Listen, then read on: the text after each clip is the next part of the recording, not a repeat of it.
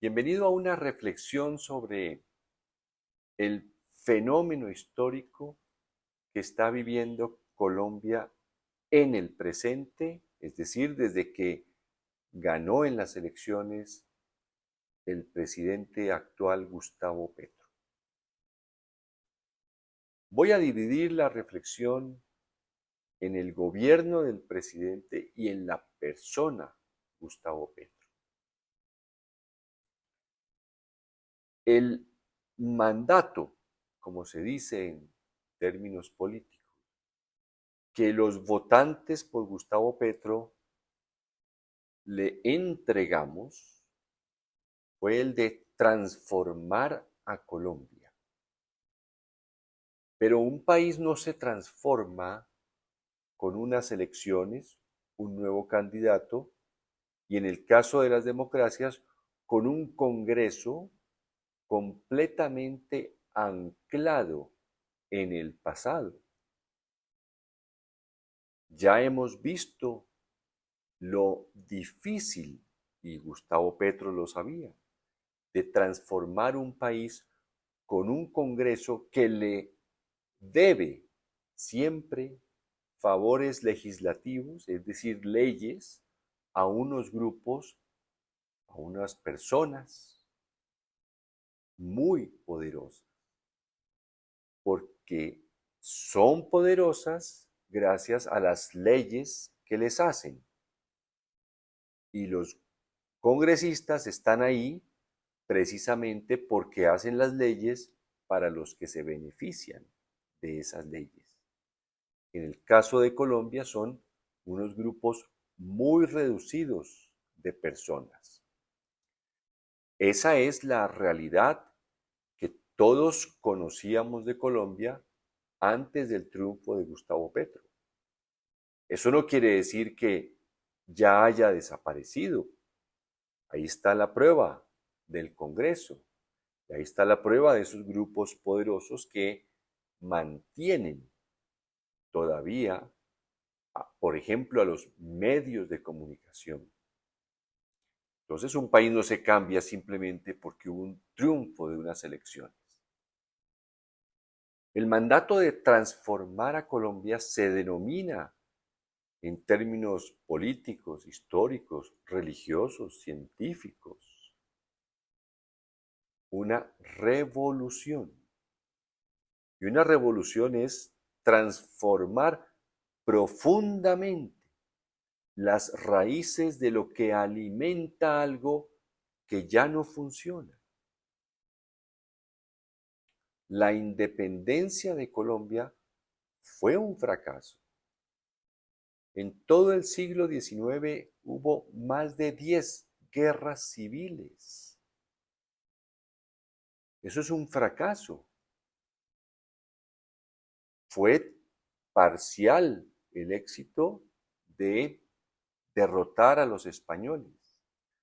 Pero lo que vino después es una demostración de un fracaso, que no hayan podido gobernar, sino dedicarse a la guerra civil entre liberales y conservadores y en sus diferentes grupos o líneas de pensamiento. Ese fracaso condujo en el siglo XX a dos partidos que siguieron en la violencia. Y luego de ahí se continuó la violencia cuando surgen los movimientos guerrilleros y luego el fracaso final es cuando el narcotráfico absorbe, digiere esa democracia que había beneficiado a unos pocos. Luego el mandato es transformar todo eso, imagínese usted. Por eso en muchas reflexiones he dicho que el cambio apenas está comenzando. ¿Y cómo es un cambio? Pues caótico. Mire lo que pasó con la independencia. Es difícil. Es que solo los gobernantes del pasado que prácticamente no hacían nada profundo, trascendental, pues no, solamente hay unos escándalos de corrupción y eso es todo lo que sucede, porque inauguran una obra aquí, una obra allá, pero nada trascendental para el pueblo colombiano. Luego, el gobierno actual es un gobierno de transformación revolucionario hacia adelante. Dos señales importantes. El énfasis, el acento que le han puesto a la importancia del cambio climático, de la crisis asociada al clima. Y el otro elemento, el relacionamiento que se quiere comenzar con China y los países que están acercándose a esa potencia económica que ya lo es y lo será por el resto del siglo XXI, sin duda. Antes ni se acercaban a China. Fíjese usted que ahora vinimos a saber que Colombia fue el último país en acercarse a la China. Luego es una revolución, lo que estamos en medio. No es un solo cambio de gobierno, es una revolución que es difícil, caótica. Mire cualquier revolución, la francesa, la misma de independencia, las revoluciones religiosas son caóticas en un comienzo. Ahora vamos a Gustavo Petro, que también están cansados de él, que no les gusta nada. Bueno, pues es que es un revolucionario desde que tenía 14 o 15 años. Por ahí escucho que lo comparan con Donald Trump.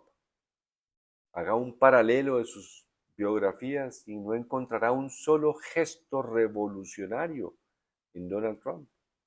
Es un hombre de unos apetitos y un egoísmo, yo creo que ya legendario, ya está listo para pasar a la historia como uno de los hombres más tramposos para su beneficio personal. Gustavo Petro ingresó al movimiento revolucionario, el M-19.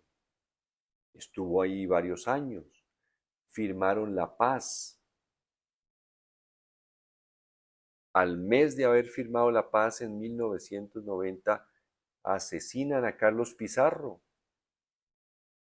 Los movimientos que en Colombia están convencidos que la izquierda no tiene cabida en nuestro país. En todas las democracias del mundo hay partidos socialistas de izquierda, progresistas, han triunfado, han perdido y han aportado, han contribuido con las normas de desarrollo social. Es decir, ha habido un diálogo político y real entre las fuerzas de izquierda y las fuerzas de derecha o las fuerzas del socialismo y las del capitalismo. Ese equilibrio inestable siempre, pero ha habido diálogo y progreso. Aquí no. Aquí los dos partidos tradicionales concluyeron que la izquierda no tenía cabida en Colombia y el partido que nace en el 2002 o el movimiento que nace con Álvaro Uribe también decidieron que en Colombia no puede ejercer nunca el gobierno a la izquierda y que si llega, pues no sabemos lo que están planeando. Entonces es un revolucionario. ¿Cómo va a actuar de manera distinta un revolucionario cuando toda su vida ha estado en función de la lucha por la transformación de su país? ¿Qué esperaban? ¿Que se volviera como cualquier otro presidente del pasado? ¿Que una vez que estuvo dedicado a luchar, a combatir, a enfrentarse a los poderes, ahora resolviera en la presidencia descansar de su impulso revolucionario? No, hay que entenderlo como una persona que está en su afán de transformar una nación que fracasó después de la independencia. No pudo, no resolvió el debate de gobernar después de las guerras y siguió en la violencia. Es como si se hubieran acostumbrado a la guerra. Hay que defender esta transformación. La historia no es generosa con estas oportunidades. La historia no es avara, incluso a veces con oportunidades de transformaciones sociales o religiosas o políticas. Estamos en medio de una de esas. Lo que sí tenemos es que presionar mucho al gobierno para que transformemos el Congreso de la República el año entrante. Muchas gracias y hasta la próxima.